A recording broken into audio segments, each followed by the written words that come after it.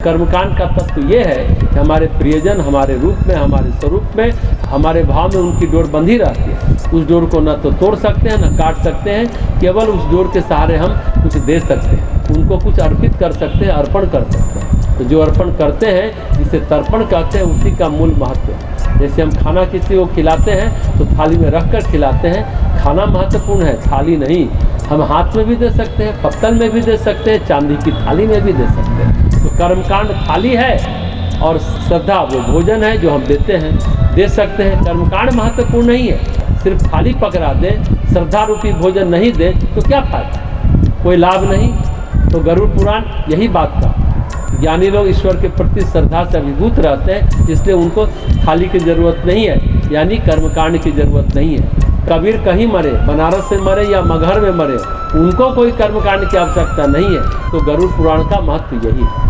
दूसरा महत्व ये है कि गरुड़ पुराण से ये समझा जा सकता है कि किन कर्मों के कारण हमारे प्रियजन यातना में हैं, या अटके हुए हैं, या अंधेरे में हैं, या बुरी दशा में हैं। किन कर्मों के कारण, प्रेत योनि में है या अच्छी दशा में है, किन कर्मों के कारण है, ये हमें जरूर जानना चाहिए। उनके जीवन चरित्र को समझकर हमें भी वो प्रेरणा लेनी चाहिए कि हमें क्या करना चाहिए। अगर वो बुरी दशा में है तो हमारे जीवन में वो चीज़ नहीं होनी चाहिए, हमें वो कर्म नहीं करना चाहिए।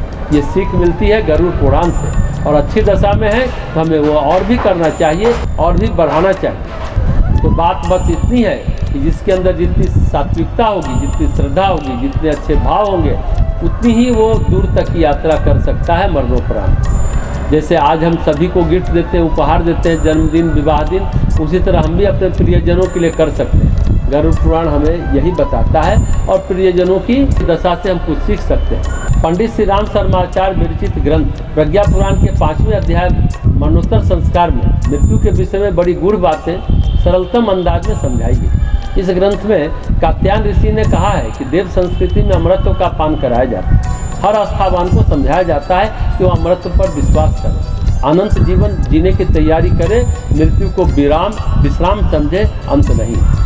जीवित या मृतकों के जन्मदिन मनाए जाते हैं, यही परंपरा। मृत्यु दिन के अवसर पर भी पूर्वजों का अस्तित्व बने रहने की बात सोचकर उन्हें श्रद्धांजलि दी जाती है। श्राद्ध तर्पण सभी के द्वारा किया जाता है, अंत किसी का भी नहीं माना जाता। समझा जाता है कि वे अशरीरी होते हुए भी शरीरधारियों की तरह सत्ता बनाए हुए हैं, और जीवन के असंख्य प्रकारों में से एक विशेष स्तर का उपक्रम बनाया हुआ है। शरीरधारी और अशरीरी जीवन का स्तर एक सा ही माना गया है, जैसा वस्त्र पहनने और न पहनने के बीच होता है।